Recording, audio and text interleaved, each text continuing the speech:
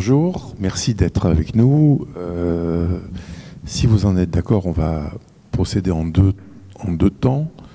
Je vais d'abord faire un petit exposé et puis j'espère que vous aurez des questions, des commentaires, des précisions ensuite à demander sur un sujet qui est devenu encore plus d'actualité depuis la crise sanitaire de la Covid, puisque malheureusement, jusqu'en 2019, les chiffres du suicide avaient plutôt tendance à baisser, en termes de mortalité notamment.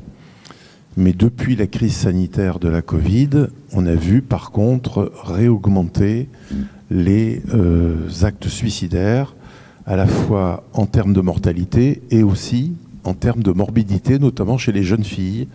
Chez les 11-17 ans, on a observé depuis le premier confinement une augmentation importante des tentatives de suicide. Alors pour qu'on se mette bien d'accord sur les termes, on entend par le mot suicider des personnes qui sont décédées par suicide, les personnes qui ont tenté de se suicider mais qui sont rescapées, on les appelle des suicidants. Et les personnes qui pensent au suicide ou qui ont des comportements à risque pouvant être considérés comme un peu délibérés, on les qualifie de suicidaires. Donc là, vous voyez bien que dans la catégorie suicidaire, il y a des personnes qui vont à la fois être celles qui ont des pensées suicidaires et puis d'autres qui n'ont pas forcément conscience qu'en prenant des risques, elles mettent leur vie en jeu. Alors, qu'est-ce qu'on peut comprendre de ce qui se passe dans la tête de quelqu'un qui pense au suicide? Il y a 3 choses à avoir en tête pour comprendre un petit peu les ressorts de l'acte suicidaire. La première chose dont toutes les personnes ont conscience, c'est qu'elles veulent faire cesser un état de souffrance intérieure qui leur est intolérable. Majoritairement de la souffrance psychologique, mais ça peut être aussi de la souffrance physique. Et bien sûr, les deux peuvent être associés. Donc la première chose, tout le monde est d'accord sur cette idée-là, c'est « je ne vais pas bien », c'est intolérable, ma souffrance, je ne peux plus faire avec, donc je décide de faire cesser ma souffrance.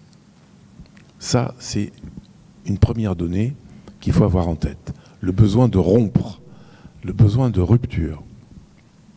La deuxième chose, qui est également consciente dans la tête des personnes qui pensent au suicide, c'est, je ne dis pas espérons que j'attrape une maladie ou que j'ai un accident pour en finir avec la vie, c'est moi qui prends mon destin en main, c'est moi qui agis quelque chose pour faire cesser ma souffrance. Et donc, il y a la volonté de prendre en main son destin, d'agir pour faire cesser sa souffrance.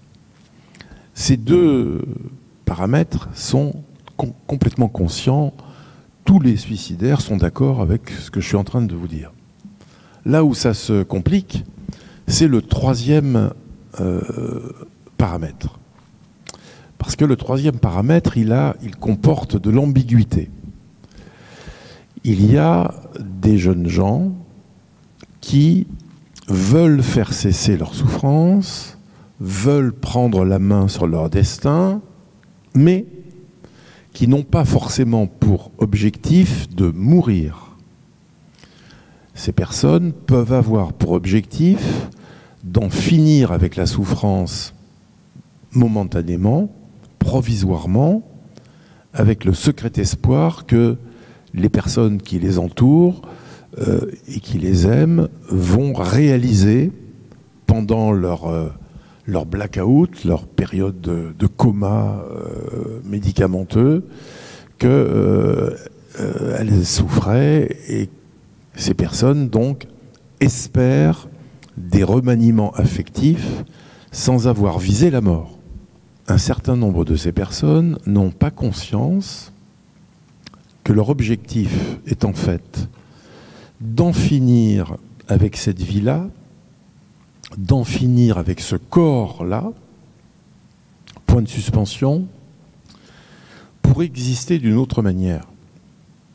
Et en réalité, pour exister aux dépens de ceux qui restent, en occupant à jamais leur mémoire. Ce qui est probablement le ressort le plus terrible de l'acte suicidaire.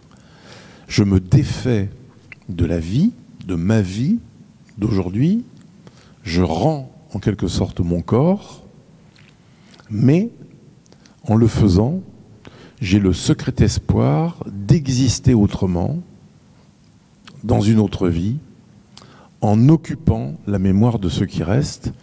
Et cette existence, cette revendication identitaire à titre posthume, elle est malheureusement réelle, puisque les endeuillés par suicide, l'entourage de ces gens, vont en effet éprouver pendant très très longtemps de la culpabilité qui fait survivre à leurs dépens le décédé.